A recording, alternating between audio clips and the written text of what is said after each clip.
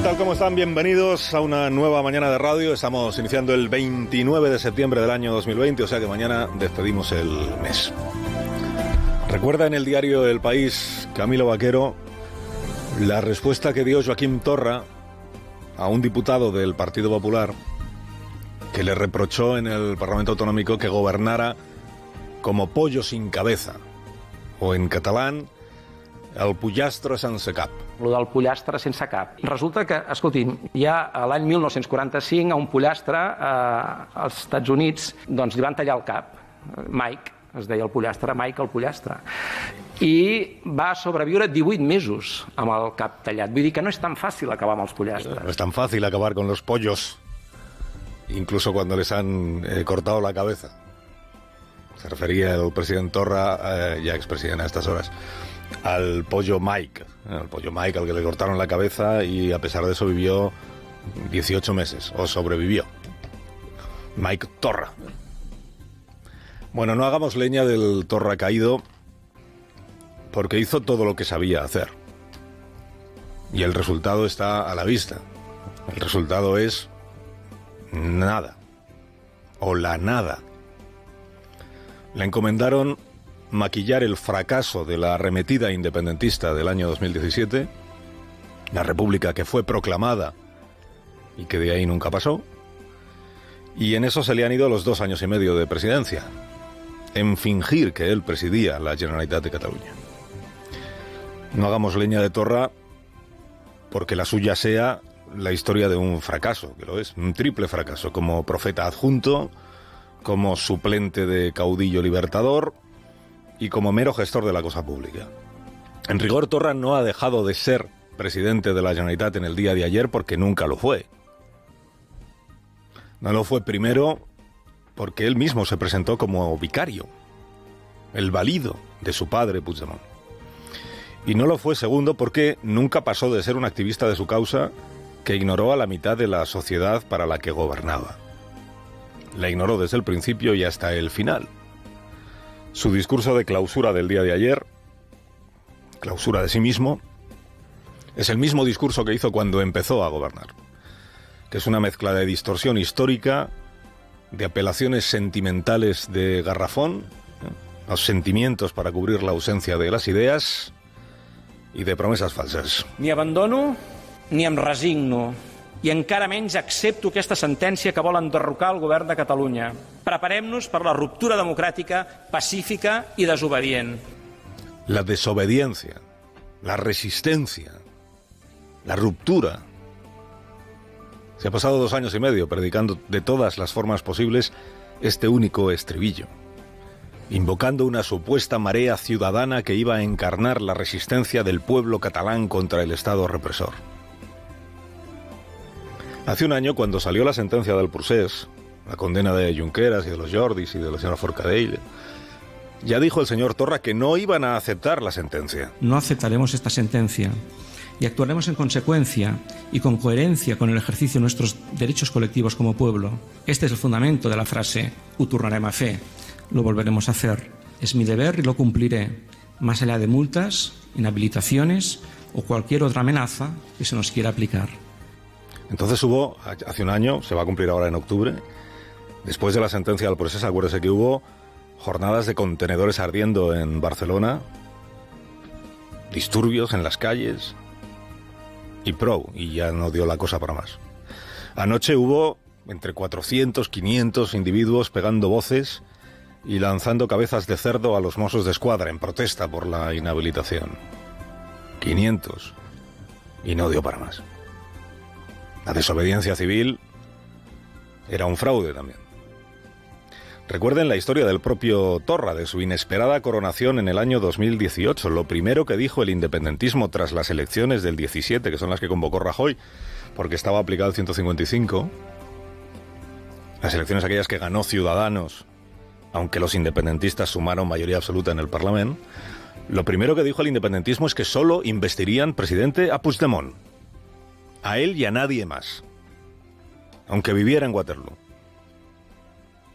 Luego ya dijeron que bueno, que investirían a otro, pero que el legítimo seguiría siendo Puigdemont, un presidente verdadero en Bruselas, en el exilio, y en Barcelona, pues el muñeco de madera. Más tarde, cuando Torra se empezó a cansar de ser solo muñeco y empezó a cogerle gusto a ser el molt honorable muñeco, lo que dijo es que él convocaría otro referéndum. El señor Torra. El referéndum definitivo. Se iba a enterar Europa, se iba a enterar el mundo de que esto de la Cataluña independiente no tenía marcha atrás. Y hasta hoy. En su papel de Juana de Arco de Felpa, el adjunto del profeta escogió para el martirologio la causa más deslucida, que es esto de la pancarta y de los lazos amarillos. Claro, es que sus mayores lo que hicieron fue proclamar la independencia y la República Catalana enfrentándose al Estado. Él lo que hizo fue colgar del balcón del Palau una pancarta. Cuando llegó la primera sentencia, no salieron en su auxilio ni siquiera los suyos. Esto fue en enero, cuando le condenó el Superior de Justicia de Cataluña y cuando Torra se vio en soledad, porque quedó claro que no iban a resistirse a que lo inhabilitaran como diputado. No, dijo es que Republicana se le retira el acta y que pongan a otro. Y fue entonces, mes de enero, cuando el propio Torra dio por terminada la legislatura. Aquesta legislatura ja no té més recorregut polític. Arriba al seu final. Porque le dejó caer Junqueras, primero como diputado y luego como presidente, y luego le ha dejado caer Puigdemont también. Puigdemont, que es el hombre que se miró a un espejo y quedó atrapado para siempre en la contemplación de su triste destino. Cuando el muñeco de madera dejó de servir para el propósito con el que fue tallado, pues fin de trayecto.